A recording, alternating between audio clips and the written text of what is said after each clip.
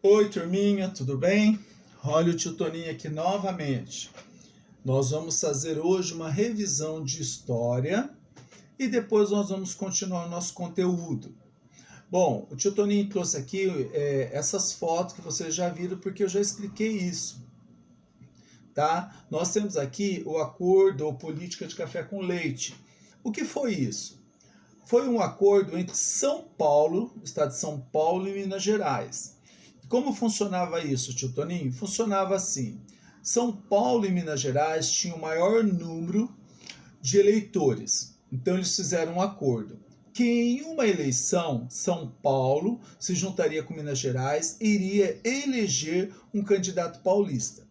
Esse candidato iria governar e na próxima eleição, São Paulo e Minas Gerais iriam se unir novamente e iriam eleger um candidato mineiro. Tá? Ou seja, eles ficariam alternando os candidatos. Numa eleição, um paulista, na outra eleição, um mineiro. Paulista e mineiro. E os outros estados, os outros candidatos, tio Toninho, não tinham chance, porque o maior número de eleitores era em São Paulo e Minas Gerais. Então essa aliança, né, esse acordo café com leite, durou aí muito tempo. Tá? Aí, nós temos aqui ao lado essa foto que o tio Toninho mostrou que ela fez, dos coronéis, né, que era o voto do cabresto. O que era isso? Os coronéis, que eram pessoas influentes na época, eles escolhiam o seu candidato e obrigavam os seus funcionários, seus empregados, as pessoas, né, até, às vezes comprava até os votos, e obrigava as pessoas a votar no candidato que eles escolhiam. Aí vocês podem pensar, mas tio Toninho, eles não iriam saber se votou ou não. Sabiam sim, porque naquela época era voto aberto. Reuniam as pessoas e as pessoas levantavam a mão. Então eles ficavam presentes e conseguiam saber quem votou no candidato que ele escolheu ou não. Se não votasse, depois essas pessoas receberiam, né, repressões por parte deles, castigavam essas pessoas. E por que voto de cabresto? Tá? Olha aqui, o tio Toninho já mostrou isso. Isso é um cavalo, né, usando um tapa, isso daqui chama tapa.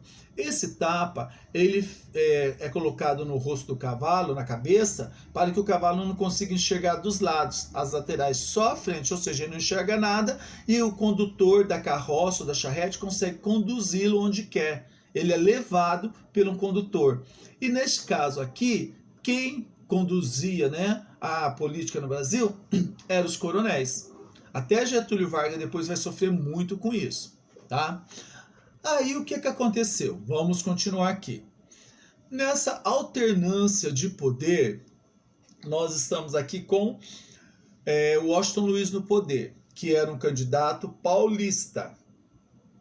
Então, nós teríamos uma nova eleição. Quem seria o candidato a ser eleito? Um candidato mineiro. Porém, São Paulo resolve trapacear, passar a perna em Minas Gerais e acaba elegendo um novo candidato paulista, que é Júlio Prestes. Tá? Então, Júlio Prestes, um candidato representando São Paulo, ganha as eleições. Minas Gerais gostou? É claro que não, Minas Gerais não gostou.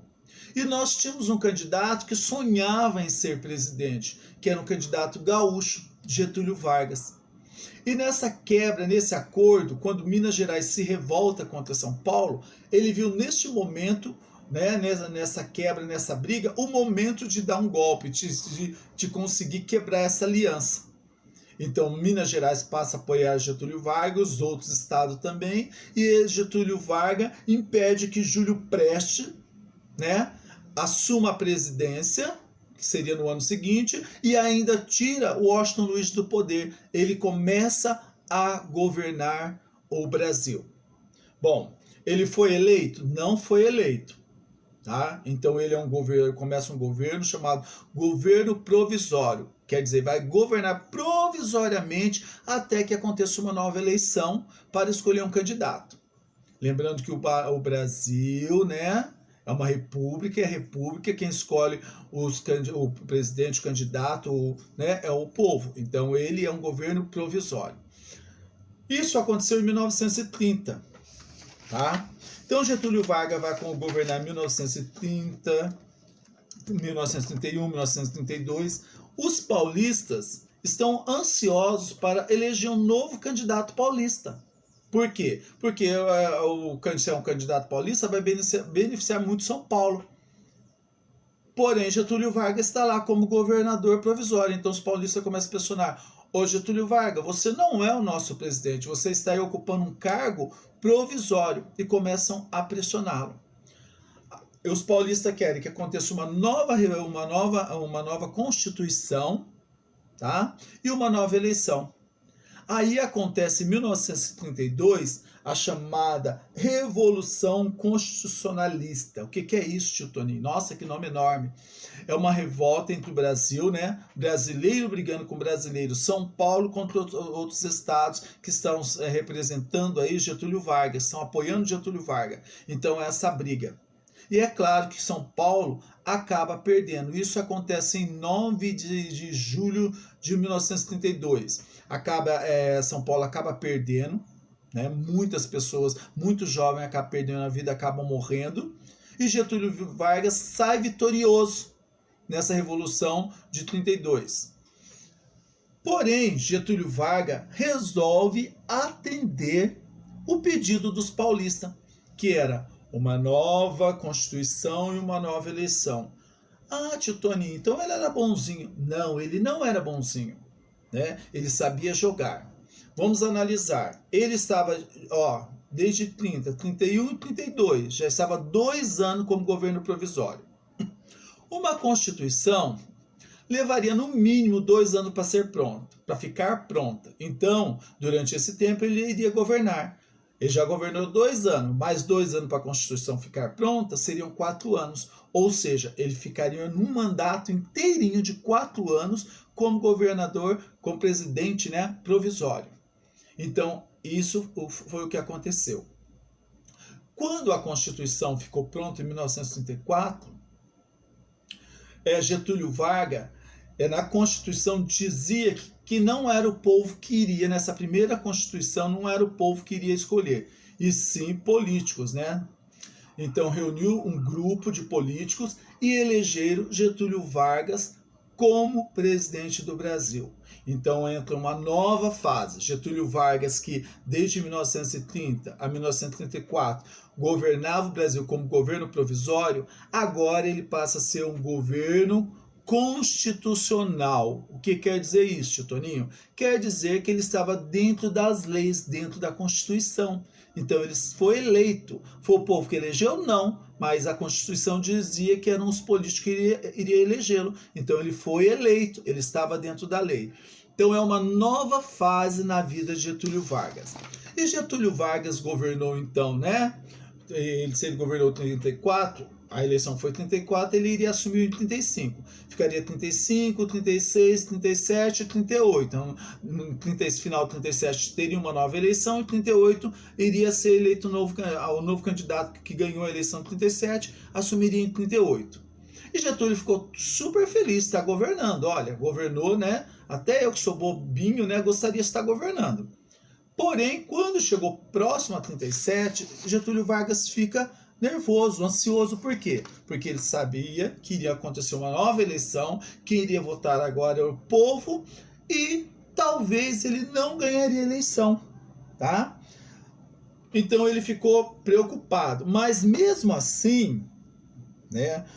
Nesse tempo que ele ficou no governo, ele fez muitas coisas boas. Tanto é que ele era chamado pai dos pobres. Por quê? Porque ele era estrategista, ele sabia que o poder estava no povo, então ele começou a ajudar o povo. Olha o que ele fez. O voto secreto, a mulher passou, o voto passou a ser secreto. A mulher passou a poder votar, que é o voto feminino. Ele começou as leis trabalhistas que nós temos hoje, foi ele que criou essas leis. Então, o povo gostava dele. Tá? Só que ele não queria arriscar isso daí. O que ele fez? Ele deu um golpe, armou, né, uma situação, dizendo que o Brasil estava correndo um risco, armou, deu um golpe, porque, na verdade, ele não gostava dessa Constituição 34, porque essa Constituição tirava os poderes dele, ele não tinha todo o poder, então ele queria uma Constituição que desse totais poderes a ele. Então, na verdade, ele não estava muito satisfeito. Então, ele vai cancelar a Constituição em 1934, né? E começa a governar, continua governando. Então, nós vamos agora continuar lendo no livro, na página 54. Vamos pegar o livro, pessoal. O Estado Novo. Turminha, vamos na página 56. O nacionalismo e a propaganda. O Estado Novo foi marcado por uma forte onda de nacionalista e pelo autoritarismo de Getúlio Vargas. O que quer dizer isso? Ele é autoritário, ele mandava, ele tinha o poder. E nacionalista, ele fazia, né, propaganda sobre ser brasileiro, valorizar, ser nacional, todas as coisas nacionais, ser prioritária, tá? Esse tipo de nacionalismo foi incentivado por meio da divulgação de propaganda nos meios de comunicação. Então ele dizia, olha, através de cartazes, de jornais, da rádio, porque a rádio foi muito importante nessa época, que as pessoas tinham que se adequar, as pessoas tinham que se apertar, que é para um bem maior, né? Que o Brasil ia ganhar, que essa fase difícil ia passar, então ele exaltar a nação, o nacionalismo. Nesse período, cinema, teatro, rádio, livros, jornais e as revistas tornaram-se mais populares. Por quê? Porque ele queria que todo mundo tivesse acesso. Porque todo mundo tendo acesso, era mais fácil de controlar as pessoas com as ideias que ele colocavam lá. E essas ideias eram verdadeiras? Nem sempre. Aliás, quase nunca era verdadeira. Porque, como nós já vimos, que não podia falar mal dele, então a rádio só falava coisas boas. E a população, nós devemos pensar que nessa época, a maior parte da população do Brasil era analfabeta. Então, o que acontecia? Ouvia lá no rádio falando coisas boas de Getúlio Vargas e acreditava que Getúlio Vargas era bom. Então, até discutir, se alguém fosse falar que ele não era boa pessoa, bom presidente, discutiam. Não, mas Getúlio Vargas é bom, por quê? Porque a rádio falou. Então, era assim que funcionava. Usava os meios de comunicação, ele forçava para falar, né, beneficiar a imagem dele perante a população.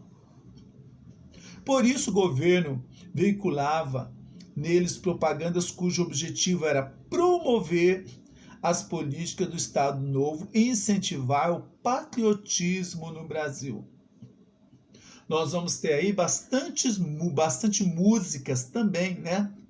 Incentivando o Brasil, o patriotismo, exaltando o Brasil. Depois o tio Toninho vai colocar no final aqui uma dessas músicas para vocês terem noção como que funcionava, né? Então eles colocavam música exaltando o Brasil, dizendo que as nossas praias, as nossas mulheres, o nosso céu é mais bonito, exaltando o Brasil, fazendo o brasileiro acreditar, né?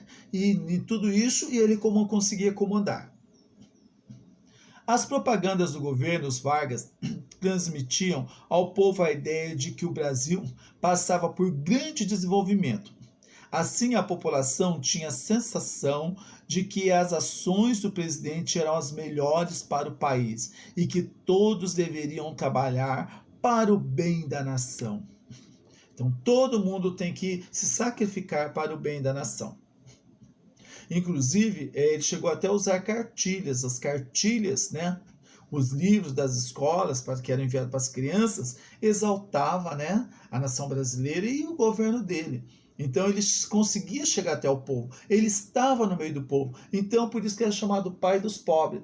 Ele era bem popular no meio do povão, ou seja, do povo, das classes mais baixas. E nós sempre temos que lembrar, naquela época, o Brasil tinha muitos analfabetos. E eram pessoas que não conseguem, né? Infelizmente, não conseguiam ter uma visão mais ampla. Eles acreditavam em tudo que falavam. Eu falo isso porque os meus pais também viveram essa época. Eles eram analfabetos, eles não sabiam. A minha mãe lia um pouquinho, meu pai não sabia ler nada, meu pai não sabia nem escrever o nome. Minha mãe ainda conseguia escrever o nome. E eles falavam coisas boas de Getúlio Vargas. Tá? Então, eles viviam grudado no rádio, tudo que falava lá para eles era lei. Tá? Então, eu estou falando isso porque meus pais viveram isso, eu vivi um pouco disso. Em 1939, foi criado o Departamento de Imprensa e Propaganda, o DIP, olha lá que o tio Toninho falou. Órgão do governo encarregado de fiscalizar toda a informação a qual a população tinha acesso. Então, tudo que antes de ir para o povo passava por esse DIP. Se o DIP suspeitava que estava insinuando alguma coisa contra o presidente, eles barravam. Tanto nos jornais, nas revistas, nos folhetins, na rádio, né? Como o tio Tony já falou. Eles tiravam aquela matéria e colocavam uma receita de bolo lá. Tá bom? Além de censurar a imprensa e as manifestações culturais, cinema, teatro, música e literatura, o DIP traduzia material que o DIP produzia material que valorizava a imagem do presidente, como livros, cartazes e reportagem, sempre enaltecendo, elogiando Getúlio Vargas. Getúlio Vargas acreditava que as crianças deveriam enaltecer, né, elogiar a pátria e amar o Brasil, em favor do engrandecimento da nação. Para isso, solicitou diversas cartilhas com mensagens que incentivavam determinados comportamentos e sentimentos dos jovens, que, de acordo com o governo, poderiam contribuir para o desenvolvimento do país. Nessas cartilhas, Vargas foi representado como guardião do futuro brasileiro, ou seja, ele era a pessoa que estava responsável, né, por guardar o futuro do Brasil, levar o Brasil adiante. Era essa a mensagem que era passada para as crianças. Um homem simpático e gentil com as crianças. Então ele estava sempre em contato com as crianças, sorria, né? Passava essa imagem. E a população gostava, porque ele estava no meio das crianças, então era uma imagem inocente, a imagem familiar. Essa era a imagem que Getúlio Vargas passava. Vamos para a página 58. A era do rádio. Olha aqui Getúlio Vargas se beneficiando, né, do rádio para mandar suas mensagens. E foi criado nessa época aqui a Hora do Brasil. O que era essa Hora do Brasil? Era uma hora que todos tinham que parar para ouvir a mensagem do presidente. Tá? Nos lugares públicos, lugares abertos, lanchonetes, lugares públicos, né? Era obrigado ter rádio e nesse horário era obrigado ligar o rádio para que todos pudessem ouvir o presidente, a mensagem do presidente. E é claro que ele só falava coisas boas, né? Coisas boas elogiando ele. Então, ele era bem querido. Vamos ver aqui agora a era rádio. Antes de começar a leitura, a gente já vê, ó, um rádio e toda a família, né? Nossa, tio Tony, mas é uma família? Sim, porque naquela época as famílias eram bem grandes, né? Os pais tinham muitos filhos. Ah, olha aqui, ó, 1, 2, 3, 4, 5, 6 filhos. A mãe e o pai. Então eles ficavam em volta do rádio para ouvir as mensagens. Era um momento único que a família se reunia, tá? 6 filhos. Ah, ok, é pouco? Não, é bastante. No meu caso aqui, nós somos em 14, né? Então a família é grande também, bastante filhos, tá? Então vamos começar. A era do rádio.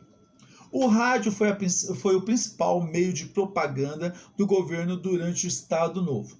Esse meio de comunicação se popularizou no Brasil no início das décadas de 1930, quando diversas emissoras foram criadas. Então, o que Getúlio Vargas fez? Ele viu o rádio como uma arma, só que o rádio era caro, não era possível todos comprarem um rádio. Ele começou a financiar o rádio, fazer o rádio ficar barato, baixar o preço do rádio, se popularizar para que todos pudessem comprar esse rádio. Então todos levavam o rádio para casa, compravam o rádio, e com isso ele conseguia controlar as famílias. Ele estava presente em todos os lados. Foi uma das estratégias que ele criou, tá? E como que funcionava? Nossa, funcionava, só tinha Getúlio Vargas? Não. Tinha as novelas de rádio, que inclusive o ano passado nós fizemos um 5º ano na nossa feira cultural, né? Tinha jogo de futebol, né? Então tinha bastante coisas. Inclusive, depois nós vamos falar um pouquinho sobre a rádio, que ela foi inaugurada, né? Comemorando 100 anos da independência do Brasil, que foi no dia, né, 7 de setembro de 1822. Sabe quem foi inaugurado no Rio de Janeiro? Sabe a música que tocou lá? Foi transmitido a uma obra, o Guarani, de Carlos Gomes. Tá? Então foi isso daí, foi a inauguração do rádio. Então a gente vê que aí houve foi um princípio do rádio, do meio de comunicação, que Getúlio Vargas foi se apropriando, né, e conseguiu chegar até as famílias. E a televisão, tio Toninho? Não, a televisão não estava aqui no Brasil ainda. A televisão vai chegar depois, tá? As primeiras transmissões restringiam-se a notícias, mas logo surgiram propagandas de humor, de músicas, de esporte e radionovelas. Nessas transmissões, alguns artistas tiveram grande destaque, como os músicos Pixinguinha, Noel Rosa, Ari Barroso e a cantora Carmen Miranda, que fez muito sucesso no Brasil e no exterior, onde também atuou no cinema. Para aproveitar a popularidade do rádio, o governo criou o programa Hora do Brasil, que era a hora que ele falava e todos ficavam lá ouvindo, né? A mensagem dele era diária, valorizando assim a cultura nacional e promovendo a imagem do presidente para a população. O programa tinha 1 hora de duração e era transmitido por todas as rádios do país. Sua programação contava com músicas, recordações de acontecimentos históricos e informações sobre a agenda do presidente. Turminha, agora vocês irão fazer as atividades da página 59, tá? Se surgir alguma dúvida, volta o vídeo, olhe de novo, né, as figuras, ou ouça novamente o Toninho explicando, aí vocês vão conseguir responder. Bom? Abração!